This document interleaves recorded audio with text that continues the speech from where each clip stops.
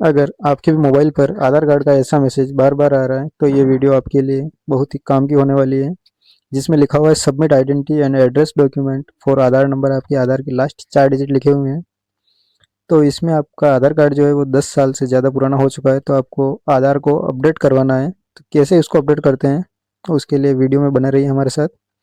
आपको सबसे पहले टाइप कर लेना गूगल पे आके UIDAI आधार, और आधार की जो फर्स्ट वाली वेबसाइट खुलेगी उसको क्लिक करके ओपन करना है। सबसे पहले आपको आपकी भाषा का चयन करना पड़ेगा, इंग्लिश या फिर हिंदी।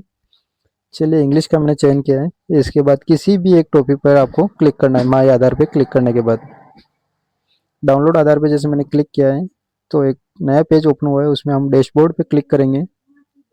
जैसे आप डैशबोर्ड पे क्लिक करेंगे तो इसके लॉगिन वाले जो पेज है उस पे पहुंच जाएंगे। लॉगिन पे क्लिक करते हैं।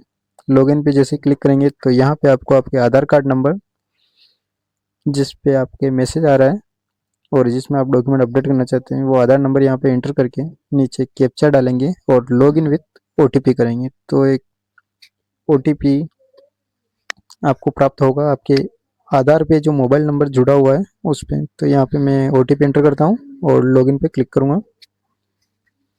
जैसे ही लॉगिन पर आप क्लिक करेंगे तो आधार का जो मेन पोर्टल है, आपका आधार का जो डैशबोर्ड है वो ओपन हो जाएगा। और इसमें ऊपर ही ऊपर एक लाल अक्षर में लाइन लिखी हुई है कि your Aadhaar needs document update, यानी कि आपको आपका आइडेंटिटी का और एड्रेस प्रूफ का जो डॉक्यूमेंट है वो अपडेट करते हैं। तो यहाँ पे डॉक्यूमेंट अपडेट पे हम क्लिक करेंगे और आगे बढ़ेंगे तो यहाँ पे 3 स्टेप्स जो है दिखाई गई है कि डॉक्यूमेंट रिक्वायर्ड, मतलब क्या क्या डॉक्यूमेंट अपडेट करना है। एक तो प्रूफ ऑफ एड्रेस का है और एक प्रूफ ऑफ आइडेंटिटी का है। दूसरा है इसकी जो प्रोसेसिंग फीस है वो कितनी लगेगी, तो ये 14/6/2026 तक फ्री है सबके लिए। और इसके बाद प्रोसेसिंग टाइम जो है इसमें कितना लगेगा, लगभग 30 दिन तक का टाइम लग सकता है, उससे पहले ही हो जाता है वैसे तो ये। और इसमें जो 4 स्टेप्स हैं उसमें ये कंप्लीट होगा।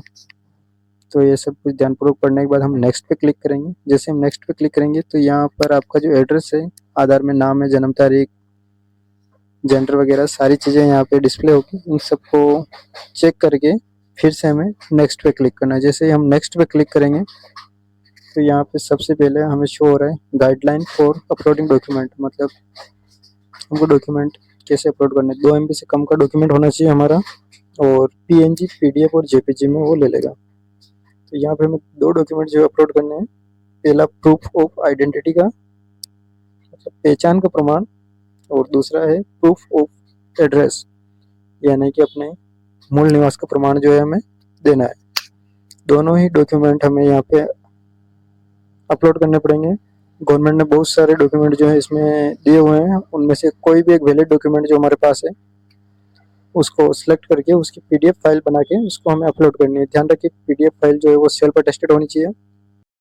इस तरह से दोनों डॉक्यूमेंट को अपलोड करने के बाद आपको नेक्स्ट पे क्लिक करना है। नेक्स्ट पे क्लिक करने के बाद फॉर्म को फाइनल सबमिट कर देना है। फॉर्म फाइनल सबमिट होने के बाद एक SRN नंबर की रसीद जनरेट होगी, उसको आपको सेव करके रख लेना है ताकि भविष्य में आधार अपडेट हुआ है नहीं ये आप ऑनलाइन ही चेक कर सकें।